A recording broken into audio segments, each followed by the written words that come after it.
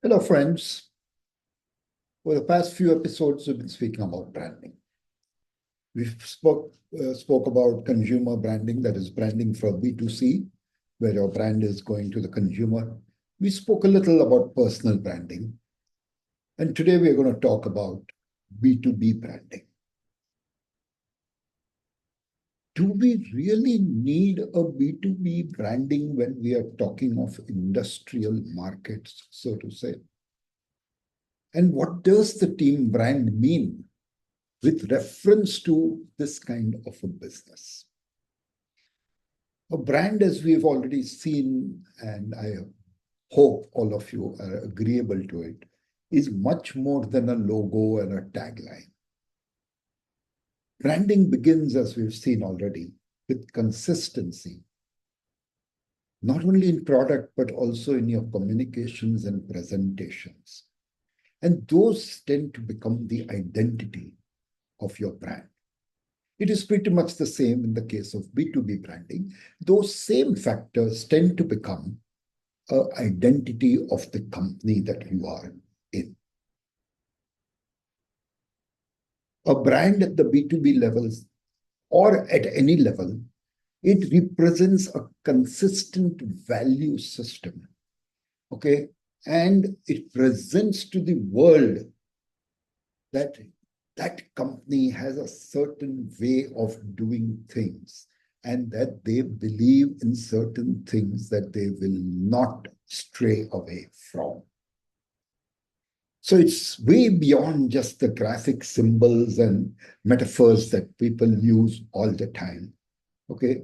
And it is very difficult to get this kind of conformity in the B2B arena, especially because most companies are dealing in more than one kind of product. And therefore, the customers or potential customers need to be addressed very specifically so that they recognize what the product is about, they recognize the company, and they recognize the values that that company believes in. So naturally, start at the start, you need to first do your brand research. There's nothing new that I'm speaking about. And the starting point in the case of a B2B brand, the research has to begin with what the company stands for. You need to be able to identify and list down what are the important values that the company has and believes in. And you need to be able to figure out that one single most important value that your company presents to the world.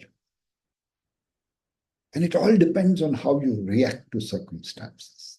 How do you react to a demanding customer? And in the worst of times, maybe business is faltering, maybe whatever it is, in the worst of times, how do you preserve and adhere to your values? What is the consistency of the message and the appearance of the format in which you convey that message? Tell customers about what you are. And this is not just about documents or flyers or something that you send out or advertisements that you put out. It has to be ingrained into the entire organization. And it has to begin with your sales and marketing team, because they are the face of the company in front of your customers. It's going down to the nitty-gritty. How do they dress up? Are they well-groomed? Do they speak well? Do they respect people with whom they speak? Do the words that come out from their mouth, are they corresponding to the values of the company? And therefore, every single person needs to be trained. Whenever there is a challenge or otherwise, even if there's a simple inquiry, how your team responds to that, how do they address it and find a solution that makes the customer happy, is what your brand is going to be all about. And for this, the sales and marketing team or the call center team or whoever is coming, it may be somebody from accounts who follows up on payments or whatever, they all have to speak a consistent language reflecting the values of the company. They cannot go astray from that.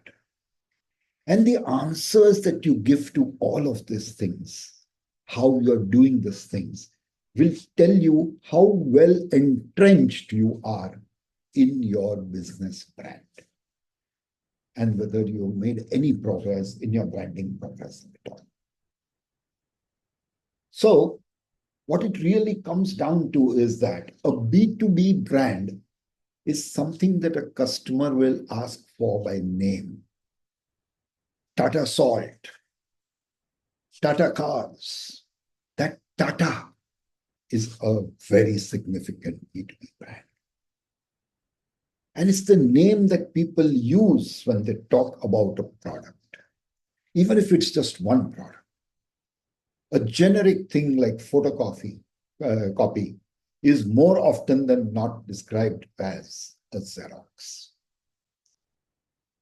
That makes a big difference. Okay. Or coffee. When somebody asks you, will you have coffee? What is the first thing that's going to cross your mind? Starbucks. So when people think of a product, is it your name that comes? And if it does, that means whenever they are thinking of your brand, that is more important than the product that they are thinking of. Because your brand could well be, as I said in Tata's case, in multiple fields. Tata Cars, Tata Trucks, Tata Salt, Tata the set-top box. I think every single thing that you talk of, they will probably be there. And a brand is something which has been developed. It's a personality that your company develops way beyond the product. The product is great, but your brand needs to be greater. A great brand is something for which people will pay a premium only for that product, not for any other name which has a similar product. That's the value of a brand. That's what is going to give you that additional business growth and margins. But there are challenges to B2B branding. There's nothing in life that comes through without a challenge. But the challenges in B2B branding are more, because the first and foremost thing is that normally at the B2B level, unlike the B2C or the D2C level, which we talked about previously in branding, people don't have or have a very unclear strategy. And if you don't have a strategy, how are you going to move ahead? It is very difficult to find very clear ways of quantifying various aspects of the performance of a company and a B2B brand. And frankly, in most cases that I have dealt with, even after consulting them, B2B branding has not been a priority, unfortunately. But a few who did it have gained tremendously. You have to rise above the noise of the competitor. Why do I call it noise? Because like you, when you started, most B2B businesses do not have a strategy for branding and communication. So they're talking of too many different things at the same time. And that is more like noise rather than synchronized sounds or music. And just because it's not a priority, there is no time allocation to the exercise and tasks that require to be done for branding. And B2B branding is very, very complex, unlike B2C branding. And therefore, that complexity itself becomes a massive inertia to get the activity of B2B branding rolling. In reality, and it's my opinion, that branding should be a top strategy for growing your business. But as I said, unfortunately, most businesses do not focus on it, do not strategize for this. Well, they do strategize on growth, and they use a lot of other things, which we will talk of in a minute, which are available to them. And they do strategize and focus on those things. But those activities are not very resilient in the long term. And they do not lead to a loyal and growing tribe of customers that one would want. So, what are some of the other activities or strategies for advancing your B2B business? The first and foremost, which I'm sure all of you all have also thought of as soon as I said this, is product development. And the second thing that companies do seriously focus on is customer satisfaction. There are a few companies that focus on value marketing. And that's very important because that is product development, customer satisfaction all put together. There are companies I know who believe in volume sales at very competitive pricing. With my experience, not personally, but with some of the people I have not worked with, but dealt with, people who take this route have to realize that such a pricing does not give you any scope whatsoever to ever make a mistake. Another way of growing your business is to expand into new geographical areas and new markets. In today's times, another way to achieve growth and to be known is to position yourself as environmental friendly or environmental protectionist. But all of these methods are needed for a company to survive. All of them. You can focus on one of them. But the best part is if you focus on branding, all of these things you will have to do automatically. So make that one focus and you will focus on all the 7, 8 things that we just spoke of. And you will be able to combine them in such a way, focusing on various aspects, that the brand becomes so big and strong, and your growth, trust me, will be exponential, and you will attain unimaginable success. So, in my mind, branding is essential to deploy. Every single B2B business should focus on this. Just like all the B2B, B2C and D2C businesses today have realized that branding is the way to go. A good brand leads to great growth, better margins, and you need to remember that the identity of the brand and your adapting a focused strategy on what is your unique selling proposition. Make that the core of your strategy and then move around it and see what are the things you can do. And this is what will lead to a successful B2B brand. When you start your B2B branding, the initial step, because you need to know the base, where are you starting from, where you are today. As we said, that mapping of the car journey, which we spoke in the previous episode. Yeah, you need to know your starting point. You need to know the path. You need to have a good GPS, so that is the. So the starting point is what we're talking of. You need to assess what your brand is today. What is your brand status and health as of today? What is the brand awareness that you have been able to create within the market? What is the perception of your brand in the mind of your customers? How has your brand been performing? Do you find customers calling you up only because they've heard about your brand name? So this is where you start with. And using this starting point, using the data you get out of asking these questions, you need to strategize on building, promoting, and messaging the right way based on these factors and the results that you get out of the questions. And you need to find out a way by which you can measure the progress. You need to be able to quantify it. Same thing that we spoke about last time.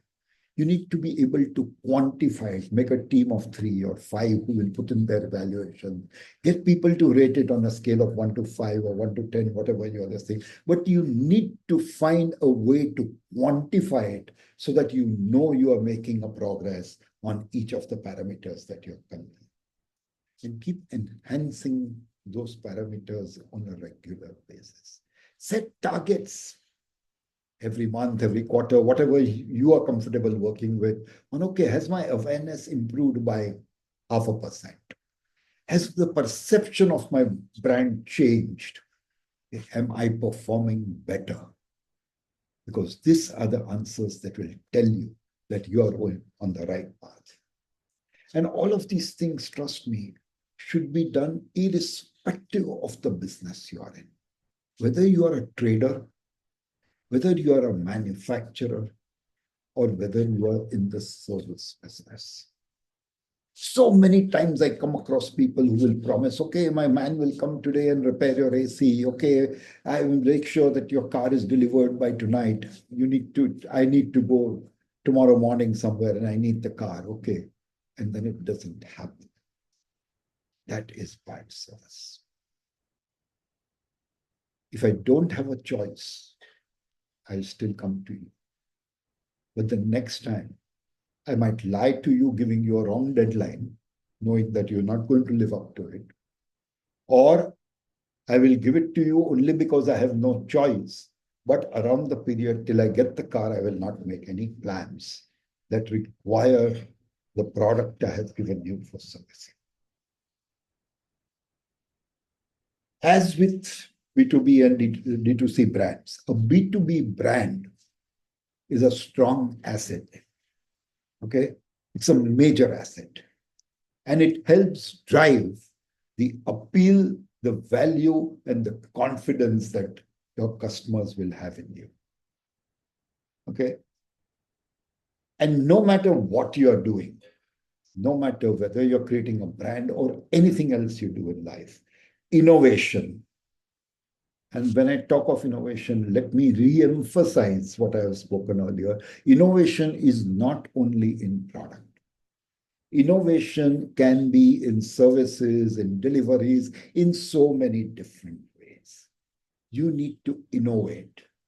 Innovate in a way that solves the needs, that resolves the needs and the pain points of your customers. Okay? But innovation is always the key to success, because that is what will help you to stay ahead and distinguish yourself from the crowd, okay, and help you to retain your leadership position. It is important to set up an absolute precise system within your company for ideation, concept development, product evaluation, evaluation of services and terms offered. It doesn't have to be always about money, giving longer terms. No, there are other things you can do. Just-in-time inventory. You are helping your customer. Ensuring consistent quality, make a strong QC department. Offer exchanges and returns under certain conditions to help the customer do his business better. And the marketing and sales team should always be motivated to deliver to the maximum, not optimal, maximum. And a customer-centric attitude throughout the organization needs to be developed so that it gives a good success. And remember, retaining customers is very important, because developing new customers is a very expensive task, both in terms of time involved and in terms of the money involved. So you need to be able to make sure that your existing customers are happy and you retain them. Agreed. Today, all the B2B customers are becoming more and more demanding, and delighting them, making them happy is a very, very challenging task. And I believe the best way to do this is not just become vendors to them. Understand your customers' business, understand their challenges and the needs that they have to grow their business. If they sell more, they're going to buy more from you. And then find win-win solutions which will help address their pain points. In short, you become their partners, not remain just vendors. Effectively communicate and spell out everything you are bringing to the table for them, how it helps them. Just-in-time inventory is helping them by reducing their inventory costs and by freeing up money for them to do other things. The exchange facility will allow them to offer exchange facility to their customers. You work out the terms, how much to be deducted, how much to be whatever else it is. And you need to give examples and communicate all of this to your customers. Go the extra step to help them. Deliver their unmet needs without fail, but try to understand their business and discover needs that they have, which they have not recognized as yet, and find out how you can help them. Deliver enhanced product and services. Always have the pulse of your customer and know what he is going through and how healthy he is. Purpose is very important in any business and also in a B2B business. And all across the organization, you need to embed that purpose, whether it is the culture of the organization, whether it is the innovation efforts that the organization puts in. In all operations, you need to put in that purpose. You need to make sure that the purpose is adhered to. And this has to be true in all engagements, either with your customer or with the society at large. A strong brand, remember, has the power to grow your business and increase margins.